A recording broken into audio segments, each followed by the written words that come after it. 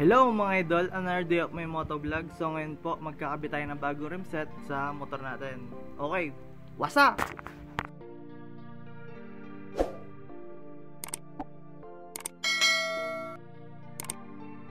Kung mapapansin nyo, wala siyang rim set. Ang kulay silver, kung natatandaan nyo mga idol. Nabenta na po natin siya para makabili tayo ng bagong rim set. Ito na po yun, Super Drag Rim, kulay pink. Yaguso Rayos o EM Hub pang wave mga idol. Tapos It Midas 4590.